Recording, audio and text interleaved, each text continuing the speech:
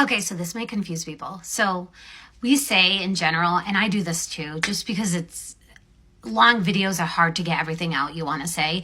So one of the criteria for narcissistic personality disorder is no empathy, but there are 3 types of empathy, and a narcissist does have a type of empathy called cognitive empathy, which, think about it, it's like intellectualizing. They're able to read the room. They're able to see that other people have needs and feelings. They're able to see and understand what those feelings and needs are. They just don't have emotional or compassion empathy, so they just don't care.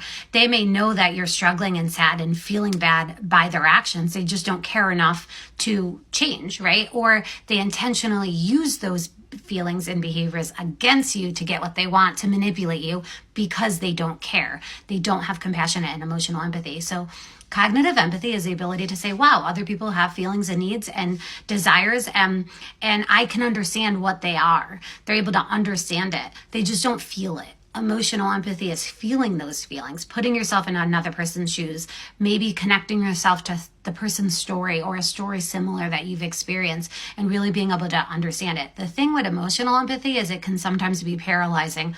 If we're so over emotional, we may, become mentally drained or emotionally drained, physically drained by this other person's experiences. And that's why boundaries are really important. And then we have compassionate empathy, and this is what we use as therapists. You have the cognitive and emotional empathy. You're able to understand the person's situation and emotionally connect to it, but you also are able to take action. You don't allow those other people's emotional states to drain you or to negatively affect you to where you can't take action. So as a therapist, we can understand a client's situation sucks and is terrible, and we can empathize with them, but we also are able to take action to help them change it or to better the situation that they're in. So a narcissist has cognitive empathy, because think about it. Every narcissist, whether a girl, boy, whatever, they all were at one point our soulmate, or created this false fantasy and was everything we wanted in a relationship. And they pretended to be all of these amazing things that we were seeking in a relationship because they have cognitive empathy. They saw what we wanted, they saw what we needed, and they mirrored it. They pretended to be those things.